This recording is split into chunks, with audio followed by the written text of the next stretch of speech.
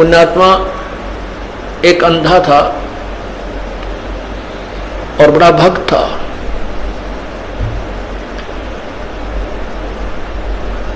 बड़ी साधना करा करता था। एक बार उसको दस्त लग गए, पेचिस लग गए, उसको लूज मोशन हो गए। और लूज मोशन इतने हो गए, उम्र भी उसकी अच्छी हो गई थी, 60-70 के आसपास। इतने लूज मोशन हो गए कि वो समझ गया ना कोई दवाई काम करे। तो उसको पता लग गया कि अब तेरा जाने का टाइम आ गया है, अब नहीं रह पाएगा। इस दृष्टिकोण से उसने सोचा यहाँ क्यों दुखी करा, कोई एक आधा व्यक्ति टूटा फूटा हुआ है, यो को कपड़े धोने में लग गया रहे। तो उसने सोचा कि जंगल में जाकर के शरीर को त्याग दूंगा, वहीं मर जाऊंगा, 1-2 दिन में भूखा प्यासा दस्त लगी रहे हैं, खत्म हो जाऊंगा और वहां इस शव को कोई पशु पक्षी खा पी लेंगे, उसको उनका उद्धार हो जाएगा। इस दृष्टिकोण से वो महात्मा जंगल में बहुत गहरा चला गया, बहुत गहरा, और मेन रास्ते से भी हटकर जानबूझकर ऐसे सर्प तरफ निकल गया, नो लाठी के लालू का कुत्ती जंगल के बीच में, वहां कहीं आसपास कुछ भी को ना, वहां जाकर बैठ गया। अब वो बैठा था, थोड़ी सी देर हुई थी, इतने में एक बालक आया 5-7 साल का, वर्ष का। उसने कोई आधा घंटा होया होगा बैठे ने। वो कहने लगा, बाबा आपको लगता है आप बीमार हो? कहाँ भाई बीमार हो बेटा? आप कहाँ से आ गए? यहाँ बच्चे को बोला, बोला यहाँ हमारा मकान है, यहाँ हमारी आश्रम है, हमारा घर है यहाँ पर थोड़ी सी दूरी पे। और बाबा ने ये खिचड़ी खा ले, आपको दस्त लगे हैं, मेरी माँ ने बना के दी है, रोटी खा, अब खिचड़ी खा लो। वो बोला, ओ बेटा ला, भूख लगी है। अब बाबा उस सूरदास ने वो खाना खा लिया, खिचड़ी खा ली। वो खिचड़ी खाते ना दस्त रहे और पेट भी भर गया। तो उसने शुक्र मनाया, परमात्मा बड़ी दया करी आपने,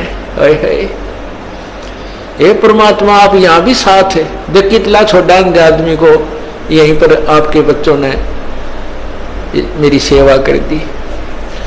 ये सोच के अग भाई चल भगवान की है रजा है, और जीवन देंगे तो इसका भजन करेंगे, ठाओगे तो चल इसके लोक में जाओगे, हमारे दोनों हाथों में लड्डू हैं।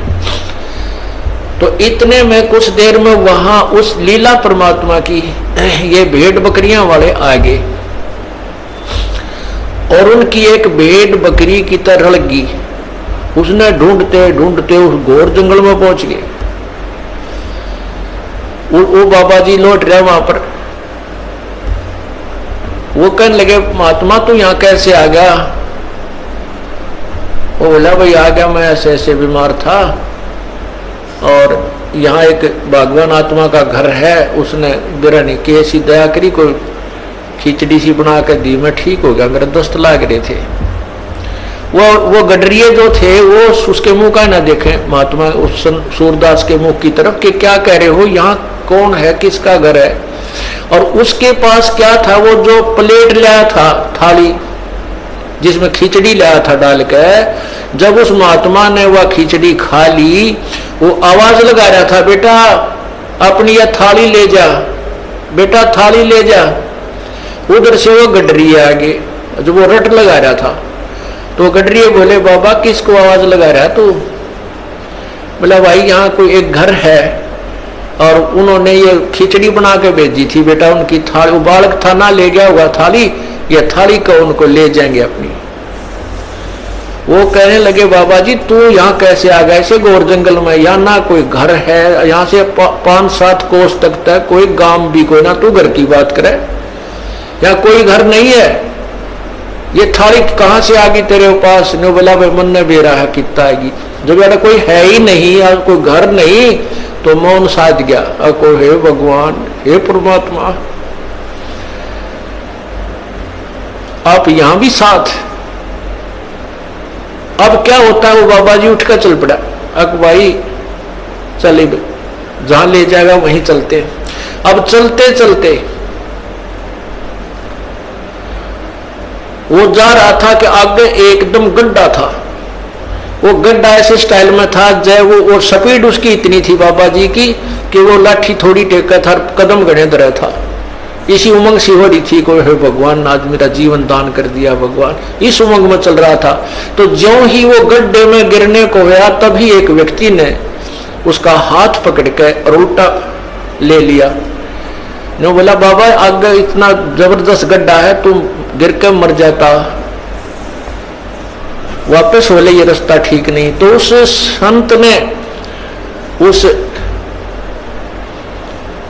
उसके बचाने वाले का पैर पकड़ लिया, नो का नो नीचे एकदम पैरा में गट गया।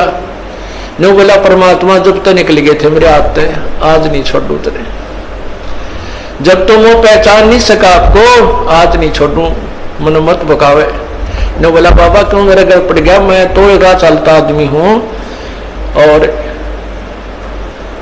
ये तो सूत बैठ गया, तू मर रहा हो, मैं भगवान ने भेज दिया यहाँ तेरे को बचाने के लिए। नो बोला ना, एक बार धोखा खास गया सूरदास, दूसरी बार नहीं।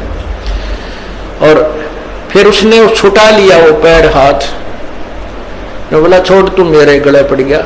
जब वो कहता है, कहने लगा कोई बात नहीं, तू सारी सृष्टि का मालिक है और मैं बोधा जीव, तेरा मेरा के मुकाबला है कि मैं तुझे पकड़ सकूं, लेकिन सूरदास के दिल ते निकल जा जब देखूं किसा बलवान तू।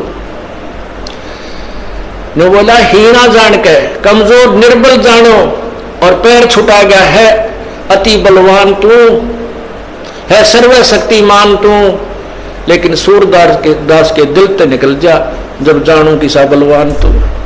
कहते उसी समय उसके दिव्य भी वो दृष्टि भी खुल गई और भगवान ने सामने दर्शन दिए, जिस भी रूप में वो पूजा कर रहा था। अब देखो पुण्यात्माओं,